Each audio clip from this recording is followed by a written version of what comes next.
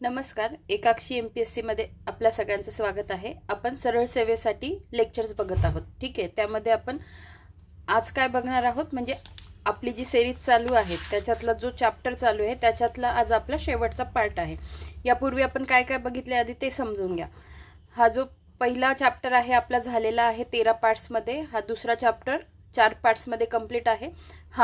जो तिसरा महाराष्ट्र भौगोलिक आणि संकीर्ण जो आपला चालू आहे त्याच्यातला आज आपला 6वा पार्ट आहे आणि शेवटचा पार्ट आहे। ठीक आहे, मग हे झालं की आजचं लेक्चर झालं की आपले 1 2 3 सलग 3 चॅप्टर हे कंप्लीट झालेले आहेत। ठीक आहे, त्याच्यानंतर अजून काय कंप्लीट झालं आहे तर 7 नंबरचा जो आहे समाज सुधारक तो पण आपला कंप्लीट झालेला आहे। ठीक आहे, मग ऑनगोइंग काय चालू आहे तो विज्ञान पण चालू आहे आणि संकीर्ण मध्ये जे काही चार्ट फॉर्मॅट मध्ये दिलेलं आहे ते आपलं चालू आहे, म्हणजे ऑनगोइंग विज्ञान आणि संकीर्ण चालू आहे। ठीक आहे, आता हे झाल्यानंतर आजचा व्हिडिओ झाल्यानंतर बाकीचे ते चॅप्टर ऑनगोइंग जे चालू आहे ते चालूच राहतील।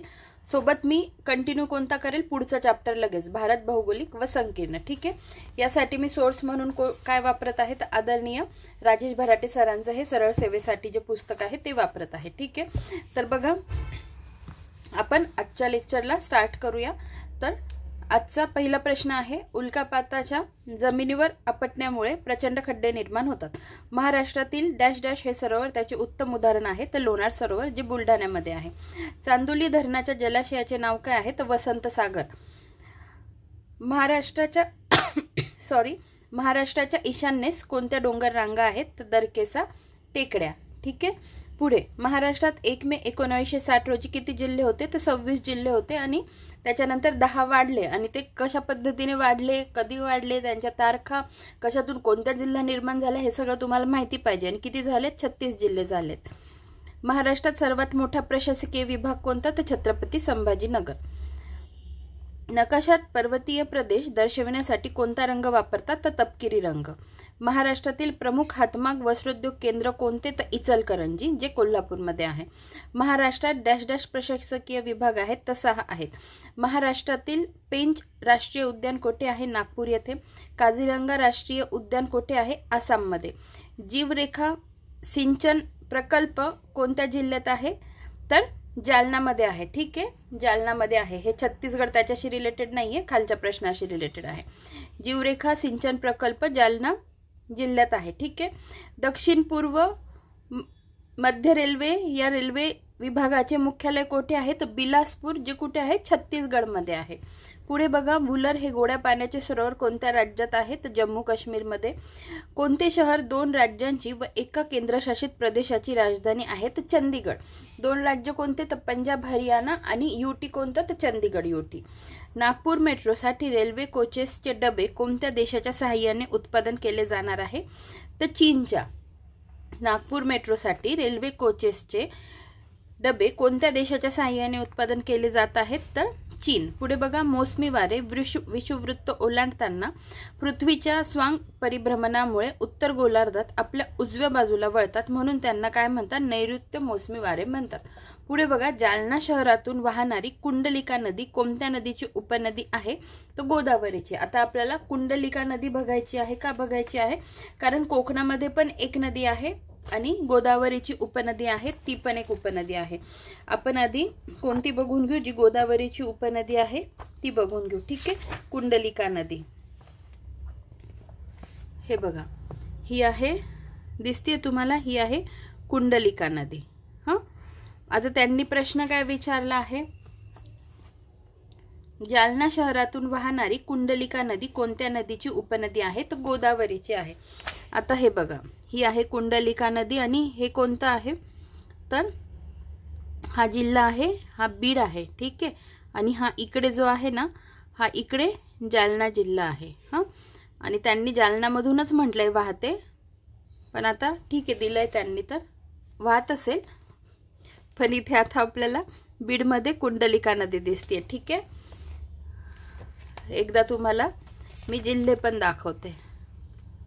हे बघा, इथे अजून स्पष्ट दिसतंय बघा, इकडे दिसतोय हा जालना जिल्हा दिसतोय ना, हे बघा हा जालना जिल्हा आहे, हा कोणता आहे हा बीड जिल्हा आहे। ही बघा, ही कुंडलिका नदी दिसली, कुंडलिका।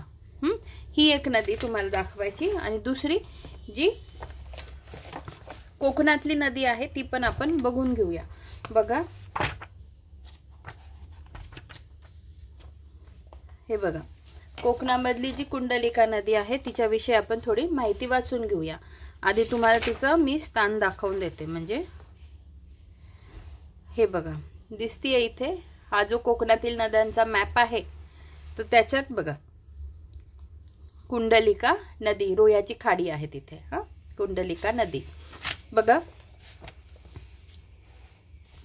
कुंडलिका नदीचा उगम सह्याद्री पर्वतरांगेत सुधागड जवळ हिरडेवाडी येथे होतो। ठीक आहे। उगमानंतर ही नदी प्रथम नैऋत्येला वाहत जाते व नंतर दिशा बदलून वायव्य दिशेने वाहत येते। बघा इथे तसंच आहे, आधी कशी ती वाहते बघा, नैऋत्येकडे वाहते आणि नंतर वायव्येकडे वाहते। हा हे पण नीट लक्षात ठेवा। पुढे बघा, या नदीचा प्रवास रायगड जिल्ह्यातील सुधागड व रोहा तालुक्यातून होतो। ठीक आहे। रायगड जिल्हा आता सोबत काय लक्षात ठेवणार, रायगड जिल्ह्यात सुधागड आणि रोहा तालुके आहेत, आपण बघून घेऊ। हे बघा हा झाला, दिसतो इथे, हा आहे रायगड जिल्हा आणि हा आहे सुधागड आणि हा आहे रोहा। ठीक आहे। रोहा तालुक्यातून होतो। या नदीची एकूण लांबी आहे 65 किलोमीटर एवढी असून ही रोह्याच्या खाडीजवळ अरबी समुद्रात जाऊन मिळते। कुंडलिका नदीवर डोला वहळ हा प्रकल्प आहे। या सगळ्या गोष्टी नीट व्यवस्थित लक्षात ठेवा। काय कोणता प्रकल्प आहे, डोला वहळ। ठीक आहे। अजून काही सांगण्यासारखं आहे का मी बघून घेते आणि तुम्हाला मग सांगते। बरं ठीक आहे, जेवढं दाखवायचं होतं तेवढं माझं तुम्हाला दाखवून झालेलं आहे। आपण आता पुढच्या प्रश्नाकडे वळूया। आशियातील सर्वात मोठी लोकर बाजारपेठ कोणत्या ठिकाणी आहे, तर बिकानेरमध्ये। डॅश डॅश या खनिजापासून मुख्यतः ॲल्युमिनियम हा धातू तयार केला जातो, तर बॉक्साइट। पुढे बघा, पांढरे फूल हे डॅश डॅश या देशाचे राष्ट्रचिन्ह आहे, तर इटली या देशाचे। कोणत्या शहराला इंद्राची नगरी म्हणून ओळखले जाते, तर अमरावती। भरतनाट्यम हा नृत्य प्रकार कोणत्या राज्याचा सांस्कृतिक वारसा आहे, तर तमिळनाडूचा। ठीक आहे, लक्षात ठेवा तमिळनाडूचा आहे। कोणाला लक्षात राहत नसेल तर मी करंट अफेअर्सच्या लेक्चरमध्ये एकदा सांगितलं होतं की मी अगदी लहान होती तेव्हा मला भरतनाट्यमचा क्लास लावून दिलेला होता। अगदीच छोटी होती तेव्हा, म्हणजे लहान छोट्याशा जीवाला खूप सारे क्लास एकत्र लावून दिले होते। स्विमिंग पण करावं लागायचं, भरतनाट्यम पण करावं लागायचं, शाळेत पण जावं लागायचं, ट्युशनला पण जावं लागायचं आणि एवढं सगळं मला सहन होत नव्हतं। मग मला तो क्लास सोडावा लागला आणि स्विमिंग कंटिन्यू झालं। तर माझ्यावरून लक्षात ठेवा की मी भरतनाट्यमच्या क्लासला लहानपणी जायचे। मग भरतनाट्यम कुठलं आहे, तर तामिळनाडूचा। काहीतरी कोरिलेट करून लक्षात ठेवा की तामिळनाडूचा आहे, मॅडम लहानपणी भरतनाट्यमच्या क्लासला जायचे, असं काहीतरी तुम्ही लक्षात ठेवा। ठीक आहे। भरतनाट्यम हा नृत्य प्रकार कोणत्या राज्याचा सांस्कृतिक वारसा आहे, तर तामिळनाडूचा। पुढे बघा, आणि कथ्थक कुठलं आहे, कथ्थक यूपीचं आहे। आपले जे 8 क्लासिकल डान्सेस आहे हे सगळे तुम्हाला माहितीच पाहिजे आणि हे मी ट्रिक्सच्या स्वरूपात पाठ करून घेते। थांबा मी तुम्हाला आता व्हिडिओज दाखवते। बघा मी जी व्हिडिओ दाखवते आहे त्याच्यात दिलेलं आहे 8 क्लासिकल डान्सेस। कशा पद्धतीने, ट्रिक्स नाही दिलेल्या आहेत पण कशा पद्धतीने लक्षात ठेवायचं हे मी सांगितलं आहे, तर तुम्ही तो व्हिडिओ बघून घ्या। म्हणजे काय होईल, एक पॉइंट तुमचा इथे कव्हर होऊन जाईल।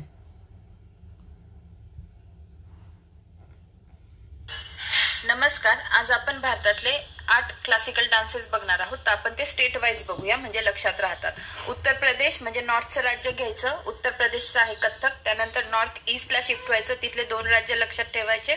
आसामचं आहे सत्रिया, मणिपूरचं आहे मणिपुरी। ईस्ट मधलं राज्य घ्यायचं ओडिशा, ओडिशाचं आहे ओडिशी। त्यानंतर साऊथचे 3 राज्य घ्यायचे पण डान्स फॉर्म आहे 4, कारण केरळमध्ये 2 येतात। केरळचं आहे एक मोहिनीअट्टम आणि एक आहे कथकली। नंतर आंध्र प्रदेशचं आहे कुचिपुडी आणि तमिळनाडूचं आहे भरतनाट्यम। अशा पद्धतीने आपले सगळे डान्स फॉर्म अगदी सहजगत्या लक्षात राहतात। आसामचं कसं लक्षात ठेवायचं, आसाम लिहिताना ASSAM लिहितो, बरोबर, ए नंतर लगेच एस येतो म्हणून आसामचं सत्रिया। अशा पद्धतीने लक्षात ठेवायचं।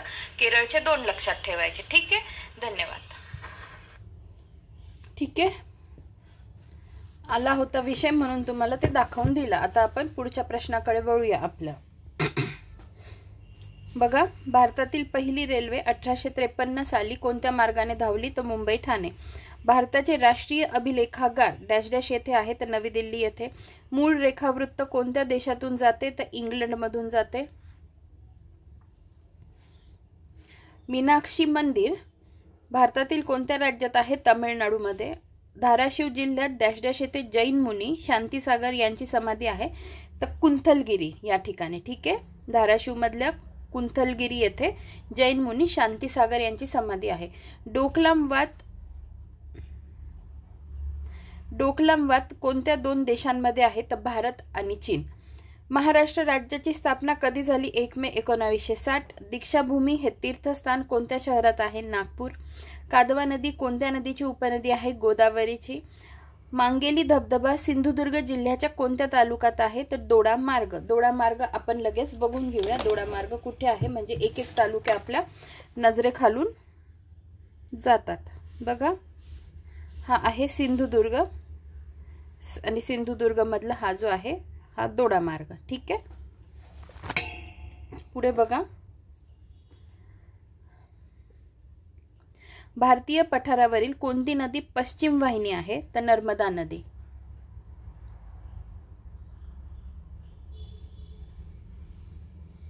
भीमा कोरेगाव हे ठिकाण कोणत्या जिल्ह्यात आहे तर पुणे जिल्ह्यात आहे. प्रस्तावित जैतापूर अणुविद्युत प्रकल्प कोणत्या जिल्ह्यात आहे रत्नागिरी जिल्ह्यात आहे. अतिपर्जन्याचा जांभा विरहित भाग डॅश डॅश मध्ये आहे तर उत्तर कोकण मध्ये आहे. महाराष्ट्रातील भूगर्भातील जलविद्युत प्रकल्प म्हणून डॅश डॅश ओळखला जातो तो कोयना हा ओळखला जातो.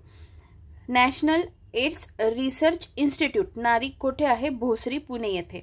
सातारा सांगली कोल्हापूर ही शहरे डॅश डॅश नदीच्या खोऱ्यात आहेत तर कृष्णा नदीच्या खोऱ्यात. महाराष्ट्र एक्सप्रेस कोठून कोठे धावते तिसऱ्यांदा हा प्रश्न आपल्याला येतोय कोल्हापूर ते गोंदिया. आंबा घाट कोठून कोठे जातो किंवा आंबा घाट कोठून कोठे जाताना येतो तो कोल्हापूर ते रत्नागिरी. नॅशनल डिफेन्स अकॅडमी कोठे आहे तर खडकवासला येते पुण्यामध्ये. उजनी धरण कोणत्या तालुक्यात आहे सोलापूरच्या माढा तालुक्यात आहे. आपण तो तालुका पण लगेच बघून घेऊया. हे आहे सोलापूर दिसलं आणि हे आहे माढा तालुका. ठीक आहे, माढा तालुका सोलापूर मधला. पुढे बघा, लोणार हे उल्काजन्य सरोवर या जिल्ह्यात आहे तर बुलढाणा या जिल्ह्यात आहे. पुढे बघा, महाराष्ट्रातला पहिला सोने शुद्धीकरण कारखाना या ठिकाणी आहे तर धुळे शिरपूर येथे. महाराष्ट्रातला पहिला सोने शुद्धीकरण कारखाना या ठिकाणी आहे धुळे शिरपूर येथे. उत्तर महाराष्ट्रातील थंड हवेचे ठिकाण कोणते तर तोरणमाळ जे नंदुरबार जिल्ह्यात आहे. धुळे जिल्ह्यातील या तालुक्यात शिवाजीनगर हा सर्वात मोठा सौर ऊर्जा प्रकल्प आहे तर साक्री. ठीक आहे, साक्री येथला.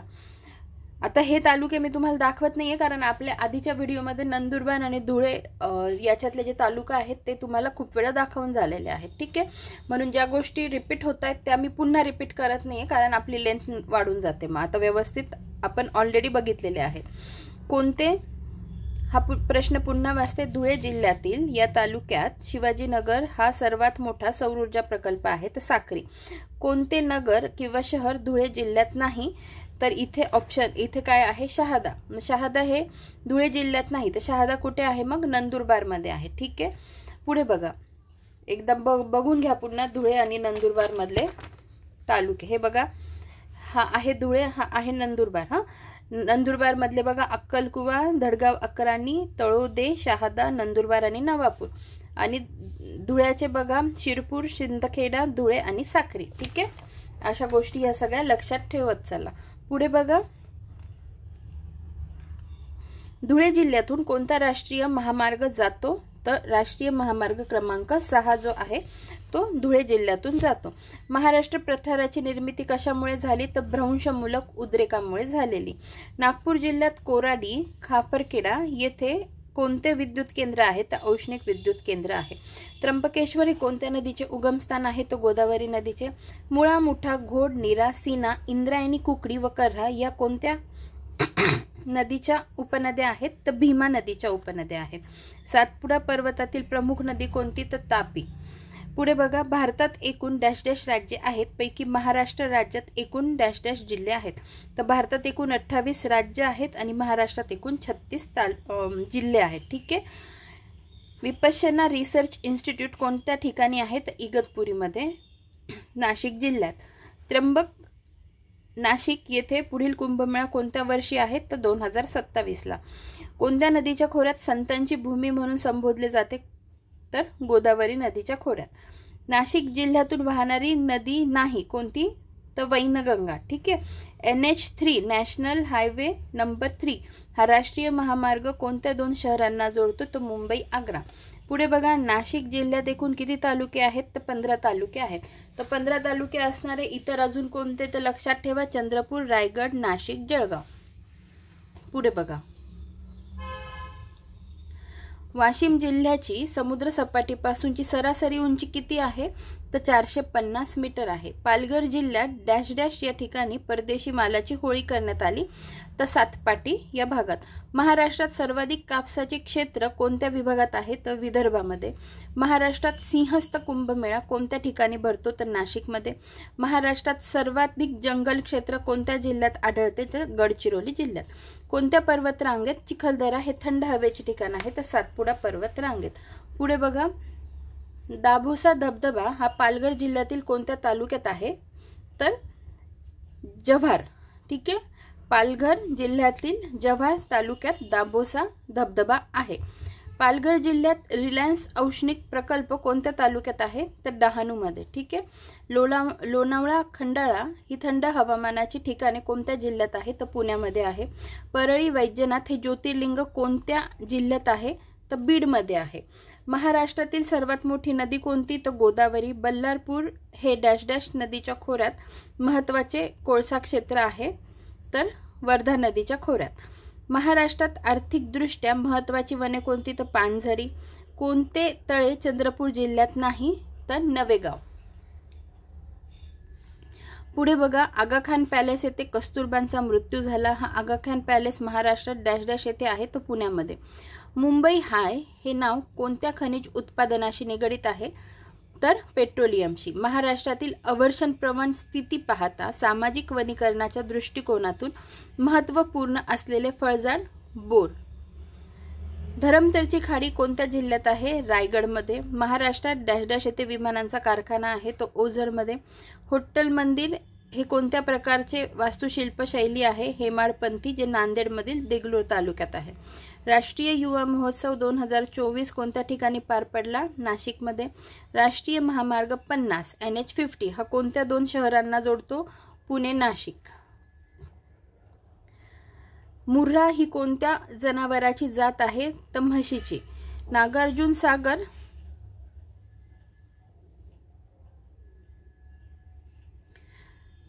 सागर हे धरण कोणत्या नदीवर बांधण्यात आले आहे तर कृष्णा नदीवर. पांचगणी हे शहर वसविण्यात कोणाचे योगदान आहे तर जॉन चेसन. ठीक आहे. पुढे बघा, कोणत्या वर्षी सातारा जिल्ह्याचे दक्षिण सातारा व उत्तर सातारा असे 2 भाग पाडण्यात आले तर 1949 मध्ये 1949 मध्ये. ठीक आहे.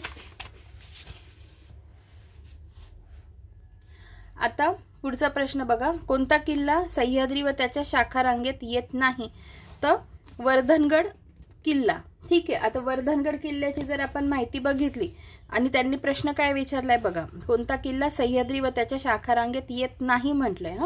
आता वर्धनगड किल्ला आपण जस्ट एकदा बघून घेऊ, इंग्लिशमध्ये पण बघू आणि मराठीमध्ये पण बघून घेऊ म्हणजे मग आपल्याला कळेल. बघा, Vardhangad fort lies on the Bhadle Kundla spur of Mahadev range at point of it on the boundary between the Koregaon and Khatav talukas, 7 miles northeast of the Koregaon and 9 miles northeast of the Satara. ठीक आहे. आता मराठीत पण वाचून घेऊ आणि मग मला नेमकं काय सांगायचंय तुम्हाला हे बघा. वर्धनगड हा भारताच्या महाराष्ट्र राज्यातील एक किल्ला आहे. सह्याद्रीची एक रांग मानदेशातून फिरली आहे. तिचे नाव महादेव डोंगर रांग. त्या रांगेवर भांडली कुंडल नावाचा जो फाटा आहे त्यावर कोरेगाव व खटाव तालुक्याच्या सीमेवर कोरेगाव पासून 7 मैलांवर व साताऱ्याच्या ईशान्य 17 मैलांवर हा किल्ला बांधलेला आहे. ठीक आहे. आता हे ठीक आहे, हे बाकीचं वाचायची काही गरज नाहीये, पण मला सांगायचं काय होतं की त्यांनी म्हटलं काय, सह्याद्री व त्याच्या शाखारांगेत येत नाही म्हटलेलं आहे ना, येत नाही. पण आता जर आपण सह्याद्री बघितला तर हा सह्याद्री आहे बरोबर, आणि हा त्याच्या उपरांगा. आणि त्यांनी या उपरांगेतच महादेव डोंगर जे रांग आहे, शंभू महादेव, त्याच्यातच तो सांगितला आहे ना. तर मग वर्धनगड कस काय येत नाही? कारण जर नुसतं एवढं म्हटलं असतं की सह्याद्रीच्या याच्यात येत नाही, सह्याद्रीमध्ये येत नाही, पण त्यांनी सह्याद्री आणि त्याच्या ह्या उपरांगा आहेत त्याच्यात म्हटलंय ना. आणि वर्धनगडाचं लोकेशन जर आपण सर्च केलं तर ते तिथे दिसतं. पण ठीक आहे, हे खूप म्हणजे इन डेप्थ विचार केल्यावर, पण जस्ट माझ्या निदर्शनास आलं. योग्य आहे अयोग्य आहे मला सांगता येणार नाही, पण जेवढी माहिती वाचली त्याच्यावरून जस्ट माझ्या मनात आलं की कोणता किल्ला सह्याद्री व त्याच्या शाखारांगेत येत नाही, आणि त्याचं उत्तर वर्धनगड आहे. जर दिलं असेल एक्झाममध्ये तर मग वर्धनगड तर येतो ना शाखारांगेत, शंभू महादेव डोंगर रांगेत येतो असं मला वाटतं. बस तुमचं फक्त एवढंच सांगायचं होतं, निदर्शनास आणून द्यायचं होतं, बाकी काय नाही. पुढे बघा, पाचगणी हे शहर समुद्र सपाटीपासून किती उंचीवर आहे? तर 1293 मीटर, 1293. पुढे बघा, कोणता विभाग गृह विभागाच्या नियंत्रणाखाली येत नाही? तर परिवहन. ठीक आहे. सातारा जिल्ह्याचे मुख्य पोलीस कार्यालयासाठी स्वतंत्र इमारत कोणत्या वर्षी बांधण्यात आली? तर 1913 साली. ठीक आहे. आता मी मुद्दामून तुम्हाला असं दिसत नाहीये ना, तरी मी तुम्हाला दाखवतीये, कारण कोणाच्या मनात नको राहिलं की मॅडमने आम्हाला दाखवलंच नाही, चुकीचं वाचलं असेल तर आम्हाला चुकीची माहिती मिळेल. ठीक आहे, म्हणून मग मी तुम्हाला दाखवायचा प्रयत्न करतेय. हे बघा पुढे काय आहे. सातारा जिल्ह्याचे मुख्य पोलीस कार्यालयासाठी स्वतंत्र इमारत कोणत्या वर्षी बांधण्यात आली? 1913. क्षेत्रफळाच्या दृष्टीने डॅश डॅश हे देशातील सर्वात मोठे राज्य आहे राजस्थान. अष्टविनायकांपैकी डॅश डॅश गणेश मंदिरे पुणे जिल्ह्यात आहेत. आता हा एक प्रश्न बघून घ्या आणि सोबत अजून एक दाखवते, म्हणजे मला तुम्हाला 2 व्हिडिओ दाखवता येतील. बघा, अष्टविनायकांपैकी काय म्हटलं त्यांनी? 5 गणेश मंदिरे पुणे जिल्ह्यात आहे. ठीक आहे, हे एक झालं. जुन्नरमध्ये 2 आहेत. मी तुम्हाला व्हिडिओ पण दाखवते. आणि अजून एक तुम्हाला दाखवायचा आहे, हा एक प्रश्न. बघा, महाराष्ट्रात एकूण 5 ज्योतिर्लिंगे आहेत, त्यापैकी मराठवाड्यात किती आहेत? 3 आहेत. तर ह्या दोघांशी रिलेटेड आपण व्हिडिओ बघून घेऊ, म्हणजे मग आपल्याला पुढचा वेळ वाचेल. एकाच याच्यात आपलं होऊन जाईल दोन्ही व्हिडिओ बघून. ठीक आहे. आता आपण आधी काय बघूया, महाराष्ट्रातले अष्टविनायक त्याच्यावरचा व्हिडिओ बघू. नमस्कार, आज आपण महाराष्ट्रातले जे अष्टविनायक आहे ते नेमके कोणत्या जिल्ह्यात आहे आणि कोणत्या तालुक्यात आहे हे बघणार आहोत. पुण्यात 5 गणपती बाप्पा आहे, रायगडमध्ये 2 आहेत आणि अहमदनगर जिल्ह्यात 1 आहे. अहमदनगर मधला जो तालुका आहे तो कर्जत तालुका आहे. रायगडमध्ये सुधागड आणि खालापूर तालुका आहे. आणि पुण्यातील जे तालुके आहेत तर त्याच्यात जुन्नरचे 2 जुन्नरमध्ये 2 गणपती बाप्पा आहे. नंतर शिरूर, बारामती आणि तालुका हवेली या तालुक्यांमध्ये प्रत्येकी 1-1 गणपती बाप्पा आहे. पुढच्या व्हिडिओमध्ये मी कोणत्या तालुक्यात कोणता गणपती बाप्पा आहे हे सांगणार आहे. धन्यवाद. आणि एक जो ऑलरेडी मी तुम्हाला दाखवला आहे असं मला वाटतं, तर तो पण आपण बघून घेऊया, जेणेकरून मग आपले 2 प्रश्न इथे होऊन जातील. 1-2 मिनिट फक्त.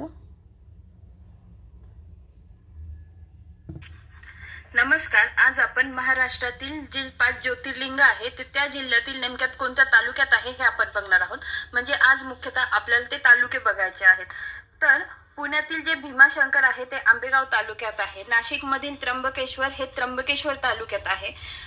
छत्रपती संभाजीनगर मधील घृष्णेश्वर हे तालुका खुलताबाद मध्ये आहे. नंतर बीड मधील परळी वैद्यनाथ जे आहे ते परळी या तालुक्यात आहे. आणि औंढा नागनाथ, हिंगोली मधील औंढा नागनाथ जे आहे ते औंढा या तालुक्यात आहे. धन्यवाद. ठीक आहे, म्हणजे तुम्हाला कळालं 5 गणपती बाप्पा पुण्यात आणि 3 जे काय म्हटले त्यांनी मराठवाड्यात. ठीक आहे, काय ज्योतिर्लिंग. याच्यासाठी मी तुम्हाला हा व्हिडिओ दाखवून दिला। आपण आता आपल्या पुढच्या प्रश्नाकडे वळूया। बघा, अहमदनगर कल्याण मार्गावर कोणता घाट आहे? तर माळशेज घाट आहे। औरंगाबाद प्रशासकीय विभागात एकूण किती जिल्ह्यांचा समावेश होतो? एकूण 8 जिल्ह्यांचा समावेश होतो। पुणे जिल्ह्यातील भाटघर धरण हे डॅश डॅश नदीवर बांधले आहे? तर वेळवंडी नदीवर। मुंबई उच्च न्यायालयाचे खंडपीठ कोठे आहे? छत्रपती संभाजीनगर। राष्ट्रीय रासायनिक प्रयोगशाळा कोठे आहे? पुणे येथे। महाराष्ट्रात पहिला सहकारी साखर कारखाना कोठे सुरू झाला? प्रवरानगर येथे। कोणत्या महसूल विभागात जास्त जिल्हे आहेत? छत्रपती संभाजीनगरमध्ये। महाराष्ट्राला किती किलोमीटरचा समुद्र किनारा लाभला आहे? 720।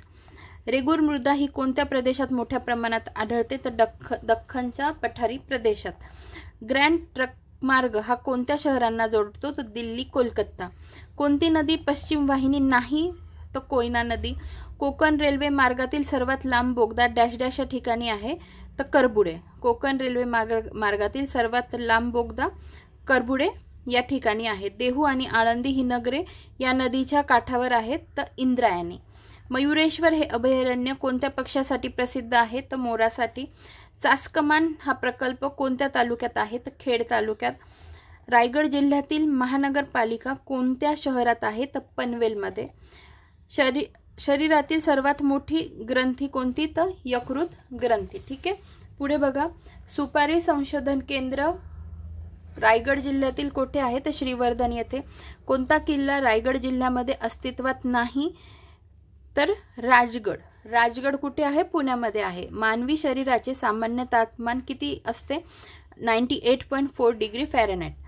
कुरुंदवाड आणि नृसिंहवाडी, कुरुंदवाड/नृसिंहवाडी हे प्रसिद्ध ठिकाण कोणत्या नदी संगमावर वसले आहे? तर कृष्ण पंचगंगा।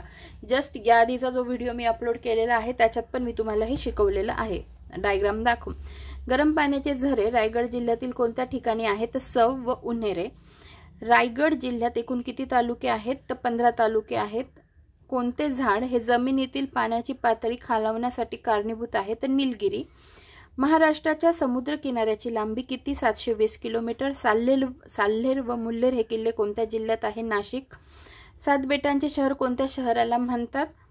तर मुंबई। 2005 मध्ये मुंबई शहरातील कोणत्या नदीमुळे पूरस्थिती तयार झाली होती? तर मिठी नदीमुळे।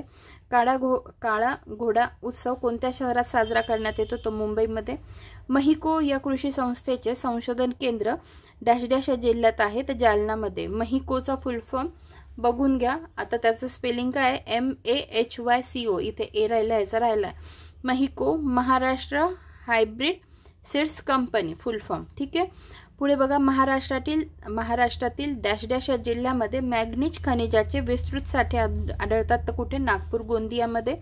महाराष्ट्रात एकूण 5 ज्योतिर्लिंगे आहेत, त्यापैकी मराठवाड्यात किती आहे? तर 3 आहे, जी आपण बघितली। महाराष्ट्रातील डॅश डॅश या नदीला दक्षिण गंगा म्हणतात? तर गोदावरी नदीला। महाराष्ट्र राज्याची नागरी लोकसंख्या एकूण लोकसंख्येच्या डॅश डॅश इतकी आहे? तर 45.2%। पुढे बघा, भारतातील पहिला पर्यटन जिल्हा हा मान महाराष्ट्रातील कोणत्या जिल्ह्याला मिळाला आहे? तर सिंधुदुर्ग जिल्ह्याला मिळाला आहे। प्रामुख्याने कोणत्या तालुक्यात तांबडी माती प्रकारची जमीन आढळते? तर महाबळेश्वरमध्ये। आणि कोयना नगरला कोणत्या वर्षी भूकंपाचा भीषण तडाखा बसला होता? तर 1967 मध्ये। ठीक आहे, अशा पद्धतीने आपला हा जो पार्ट आहे कोणता? महाराष्ट्र भौगोलिक व संकीर्ण, हा आपण टोटल 6 पार्ट्स मध्ये कंप्लीट केलेला आहे। आपण याच्यानंतर पुढचा पार्ट म्हणजे भारत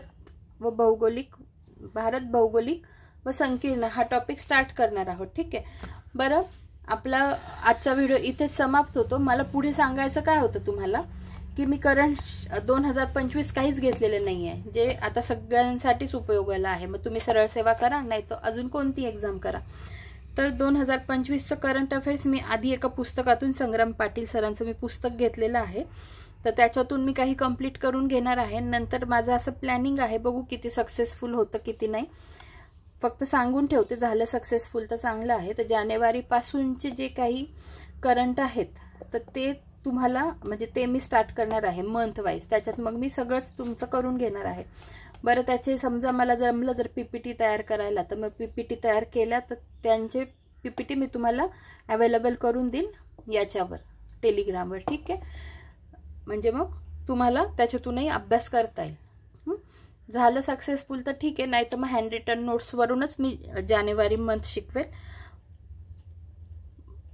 नाही झालं माझ्याकडून PPT तयार करून तर, आणि जर झालं PPT तयार करून तर मग तुम्हाला PPT मी अवेलेबल करून देईल ज्याच्यातून आपण शिकणार आहोत ते. ठीक आहे. तर अशा पद्धतीने आजचा व्हिडिओ इथेच समाप्त होतो. आपण लवकरच भेटूया पुढच्या व्हिडिओमध्ये. धन्यवाद.